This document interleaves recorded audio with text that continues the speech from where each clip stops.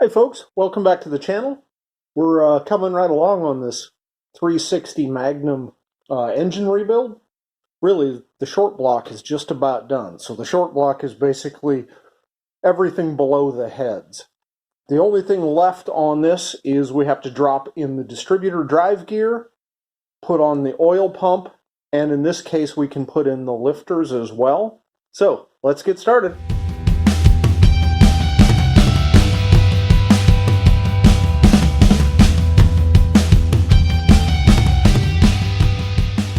We have to reuse the oil pickup from the old oil pump, so we'll just take that off. This guy just threads in. There we go.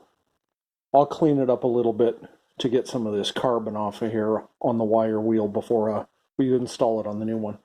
So as I said, all we have to do is put in the oil pump and the distributor drive gear. For the distributor drive, I'm just reusing one of the ones out of the existing motors that I have. Check the teeth, make sure they're not worn, but this one looks to be in really good shape. It basically drives the distributor from here.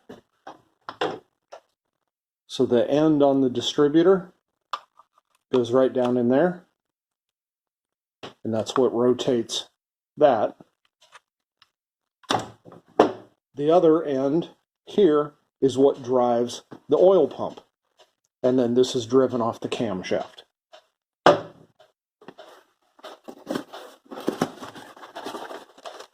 Oil pump has a gasket.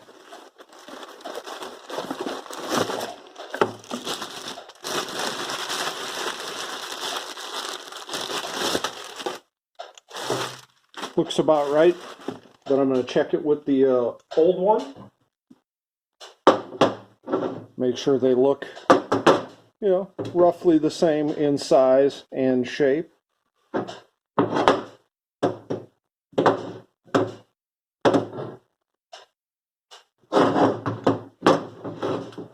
The biggest thing I notice here is this has some sort of a machined flange with a hole through it. It wasn't used previously, I don't think. You can see that it does not look like it had a bolt through it or anything, so I'm not sure what it's for. The new one doesn't have that, but if it wasn't used, I'm not too worried about it. One thing that I did go here, so you can see this has an HV for high volume, and in fact, it's in here too. M72 HV. It just pushes a little bit more oil through the system. First up, we need to put this in so that it will be easier for that to end up lining up properly. On a small block Mopar, whether it's an LA motor or a Magnum, at the rear of the engine you've got where the distributor drops through. And on the camshaft, you can see down here, this is the gear that drives this one, right? And so this is going to drop down in. You can see, if I lean forward here, and let me see if I can get some light. All right, so you can see here this gear, and then we look forward, you can see down in there, there's a bushing. Try to get the light in a good spot for it here. There's this bronze bushing down in here, and it rides on that. It can be replaced, though I've personally never seen one worn out, so I'm not going to worry too much about it. When I drop the drive gear in, I'll wiggle it around, make sure it doesn't have a bunch of play, but it's really not a heavy wear item. The drive gear, the shaft of it's just rotating in there, so should be fine. I've seen sometimes people have a question on, what orientation do I drop this down in there? And the answer is, it doesn't matter. You can drop it in however you want. If you have some preference, let me see if I've got a rotor here. If you have some preference on which direction the rotor is going to be pointing, right? So the rotor up here is in line with this tab down here. So if you have a preference on where you want that rotor pointing, for the number 1 cylinder, you want to make sure that this notch or this slot here is pointed where you want. So right now I'm at top dead center on number 1. We're on top dead center of the exhaust stroke, not compression stroke.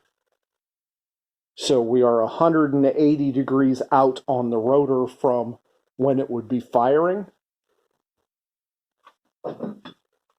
So if I drop this in, wherever this notch is, we can drop it in 100, in 2 different orientations when we drop this in. So since we're at top dead center here, doesn't matter if we're on compression or exhaust here, because this rotor can be oriented 2 different directions, and that's the 180 degrees out that we have. So basically, you just bring this to top dead center, drop this in with that notch pointing to wherever you would like the number 1 spark plug to be, and that's all it requires. Now, obviously, when you drop it in, it's not just a straight drop. Because these teeth are at an angle here, when you drop it in, it's going to rotate, right? And it's going to rotate when we drop it in because of the teeth. It's going to rotate like that. So it's going to rotate counterclockwise as you look at it from above. Personally, I don't care which direction it's pointed. Some people like to have it pointed over here at the number 1 spark plug or the number 1 cylinder or the number 1 bolt hole. There are a lot of different preferences that I've seen in the past, but it doesn't really matter to me. I'm going to drop it in so it's pointed generally that direction, but not for any specific reason.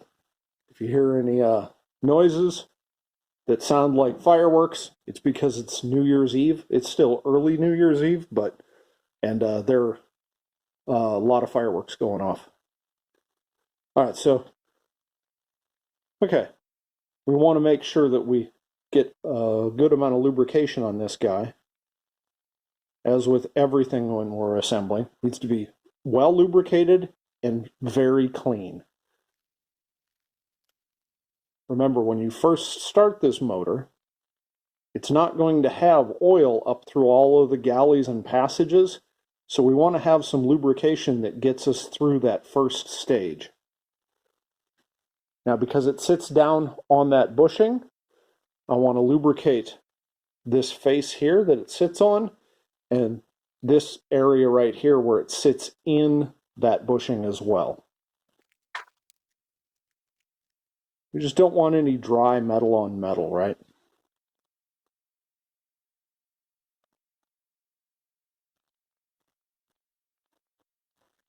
We don't need to worry about this because it's going to be sitting out when we put the oil pump in, so we can put lubrication on that if we want to. We don't really need to worry about it because it's a hex and it's driving something. It's not actually rotating in something else. Again, it's going to want to turn counterclockwise a little bit. So I'm going to aim it mostly straight forward on the motor. Let's see if we can get some light and get everything in here so we can see me drop this in here.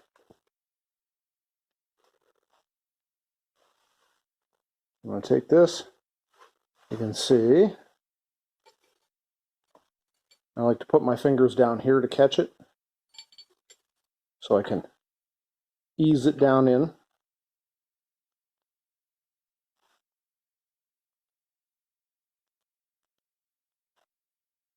Test it here. See if I can wiggle it around in that bushing. It's nice and tight.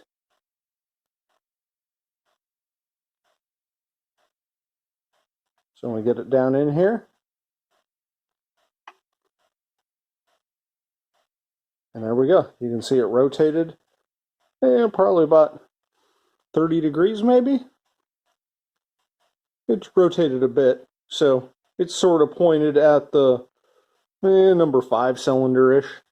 And if I want, I can pull it out. The easiest way to do that is to use like a coat hanger or something and get up underneath of it, because even if I just put my finger on here, I can't. Though, since I have the pan off, I can push on it from below. So there, I can move it over a tooth if I want to get it pointed at number 1. Again, it doesn't matter where you have it pointed. Just got to get some teeth to engage. Now it's pointed directly toward the front of the motor. So I think I went 2 teeth. So let's see if we can get it any better just because. There we go. That's kind of pointed over at the number 1 hole. But really, that's all there is to it. Just drop it in, and we'll need the rotor pointed properly when we drop the distributor in before we fire it up. We'll take a look at that when we're actually getting really close to starting it up. We need to make sure that the timing on the distributor is where it should be for it to start right up on the first fire. We don't want to be cranking or worried about that. So there, drive gear is in. Now we'll roll this motor over, put the oil pump on. You'll see I've rotated the motor over, but I didn't go completely upside down.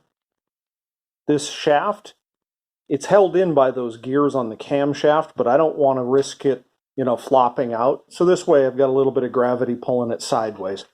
Basically, you just want to have enough freedom so that you can get in here and work on it.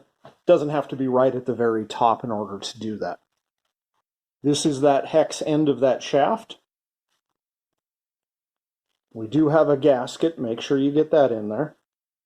Since this is a paper gasket and it likes to flop around, what I like to do here, so I'll just take my assembly grease, put a little on my finger here. Just get this a little bit lubricated. Doesn't need to be much at all. But that's enough that I can put this gasket on there. If it was reasonably flat anyway. I can put that on there. And it holds it in place. Just keeps it from flopping off while I'm putting this pump on. Now it's important, you see how far down this goes to this shoulder? You need to have that fully seated in there. But before we can put this in, we have to have the pickup tube installed here. So I'm just going to go put this in the vise, spin the tube in, and then I'll be right back. Since this is where the shaft goes, we know that down into the pan is that way. So this needs to be facing down. Somewhere about like that. We can adjust it once it's installed. And when we're putting this in, it's pretty simple. One thing you want to make sure is that this piece here fully seats down into the motor before you start tightening down bolts. Because if this isn't fully in, if it's cocked just a little bit and you tighten these down, you can break this housing. Again, make sure we've got the gasket in there. As you can see, it's trying to push that drive gear back. Get it seated on the drive gear. Then we have it in there. You can see it doesn't seat fully here, but we want to make sure it's completely flat across that mating surface. So this needs to be in beyond just the shaft. There's a step, so you got to get it past that. It's easy, but just make sure you're keeping an eye on it. Bolts tighten much better if they've got a little bit of lubrication. So just put a little bit on the threads of each one. That'll help get more even tightness, even torque. You can see I made sure to clean these up nicely so that I don't have any, carbon or anything else that's going back into this motor. And they should go in nice and easy, so I'm just sliding them all the way in by hand. Now we just tighten them down. You can torque them if you wish, but I'm not overly concerned about it because it's not a rotating assembly. They're not going anywhere. Now the pump is in. Now before we go any further, You can see that this is pretty close here between this counterbalance weight and the housing. We also have this clearance here. We want to rotate the motor around by hand just to make sure everything clears. We don't want anything connecting when we go to start this thing up.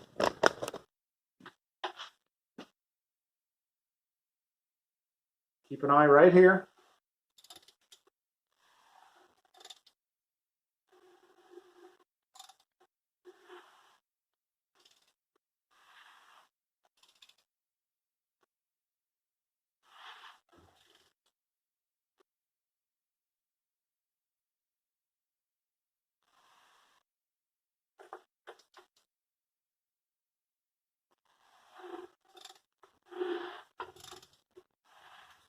Okay, we know that it's not impacting anywhere, so we're good.